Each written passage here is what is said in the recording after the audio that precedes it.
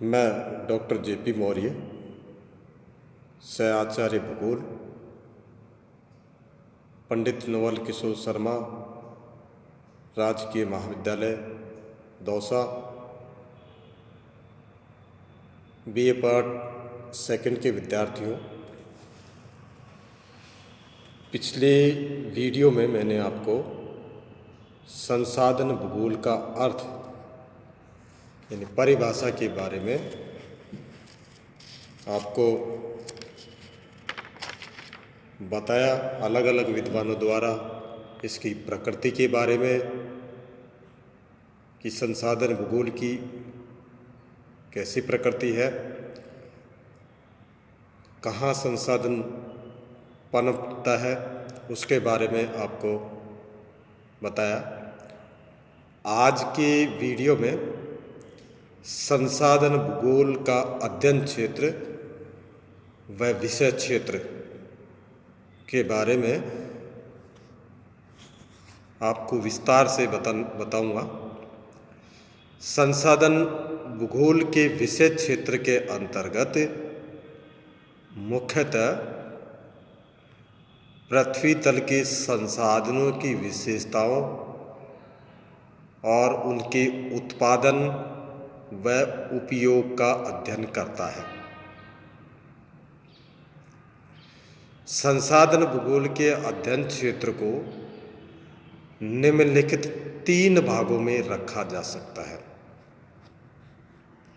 Number 1 है प्राकृतिक संसाधनों की विशेषताओं का अध्ययन, उनका मूल्यांकन एवं मात्राकरण। 2 नंबर है मानवीय संसाधनों की विशेषताओं तथा वातावरण द्वारा निश्चित की गई सीमाओं या विकल्पों के अंदर मानवीय छांट यानी चॉइस, मानव की जो चॉइस है, जो संसाधन उपयोग के निर्धारण में सहायक होती है, का अध्ययन तथा संभावनाओं का अनुमान। 3 नंबर है संसाधन उपयोग एवं नियोजन तथा इनकी विधियां एवं तकनीकों का अध्ययन।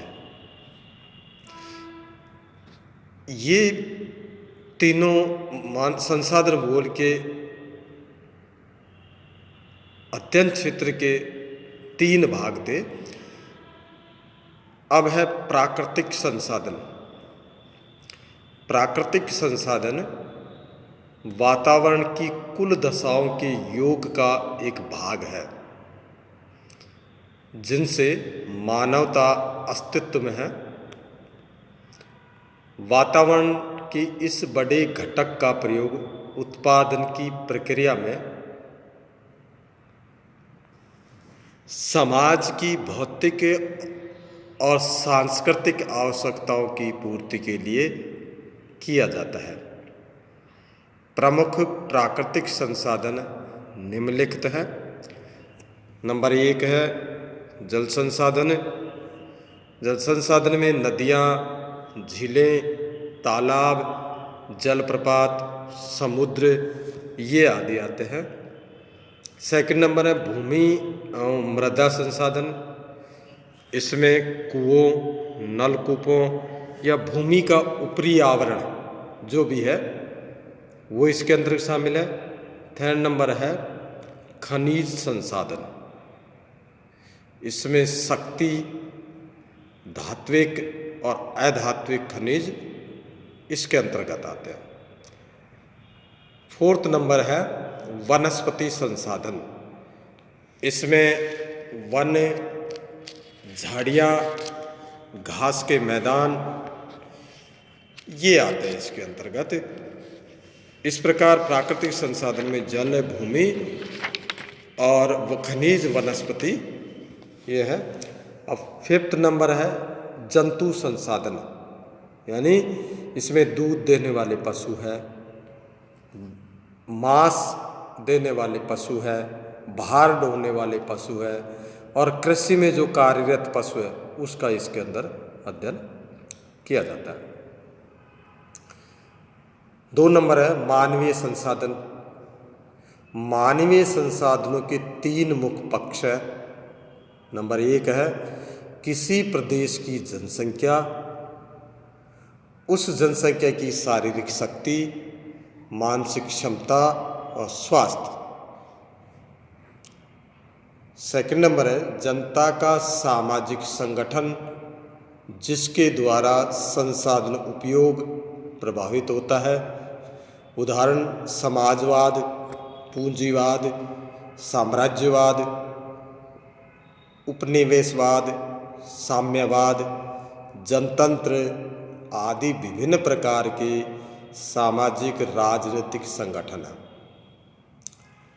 इनका प्रभाव प्रदेश के संसाधनों के प्रयोग पर तथा प्रादेशिक आर्थिक उन्नति के संगठन पर होता है।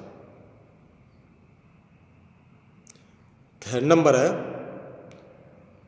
संस्कृति का प्रतिरूप भी एक संसाधन है। जिस प्रदेश में विज्ञान तथा टेक्नोलॉजी की अधिक उन्नति होगी,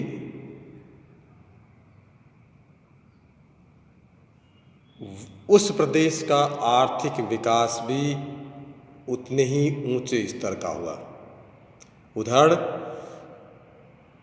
संयुक्त राज्य अमेरिका, जापान, ब्रिटेन, फ्रांस, रूस आदि राष्ट्रों में ने विज्ञान और तकनीकी की उन्नति करके अपनी आर्थिक अवस्थाओं को बहुत सुदृढ़ बना दिया है।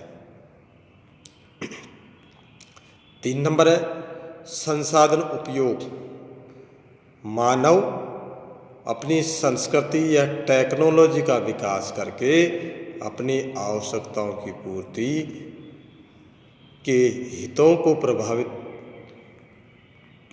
पूर्ति के लिए प्राकृतिक तत्वों का प्रयोग जितनी मात्रा या अवस्था तक कर लेता है, उसी मात्रा और अवस्था तक ये तत्व संसाधन बन जाते हैं।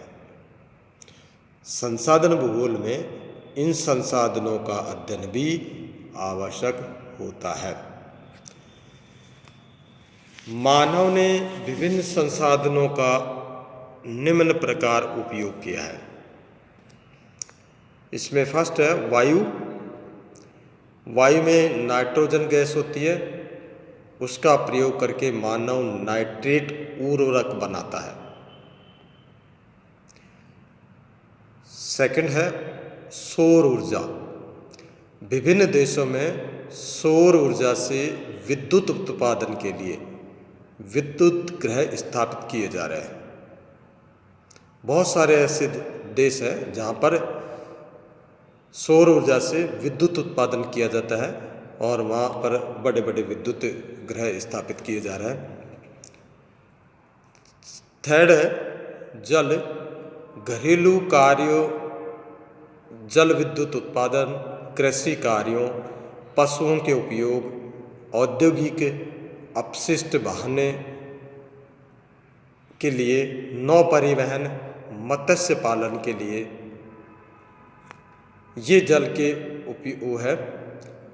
जल संसाधन के भूमि और मृदा में है पशुचारण है, पशुपालन है, कृषि परिवहन है, भूमि उत्पादकता है, उत्पादकता बनाए रखने के लिए मृदा संरक्षण। वनस्पति है। वनस्पति में वनों से कंदमूल, फल, भोज्य पदार्थ, इमारती लकड़ी, कच्चा माल, पशुचारण, बढ़ती हुई जनसंख्या पोषण यानी भोजन, अनेक विनिर्माण उद्योग, कागज, लुगदी, DSLI आदि। 6 नंबर है जीव जंतु। भोजन प्राप्ति, दूध, मांस आदि, वस्त्रों के रेशे, खालें व सींग आदि कार्य हेतु। नेक्स्ट है खनिज, औजार, बर्तन, यंत्र, वाहन आदि। और 4 नंबर है संसाधन नियोजन। भविष्य में मानव की आर्थिक, सामाजिक, सांस्कृतिक उन्नति के लिए किसी भी प्रदेश के प्राकृतिक संसाधनों के मूल्यांकन, संरक्षण तथा अनुकूलतम उपयोग की योजनाएं भी संसाधन भूगोल के अध्ययन क्षेत्र के अंतर्गत शामिल होती है। इस प्रकार विद्यार्थियों, ये 4 संसाधन हैं, इसमें आपको बहुत अच्छी तरह इसका अध्ययन करना है। बहुत बहुत धन्यवाद।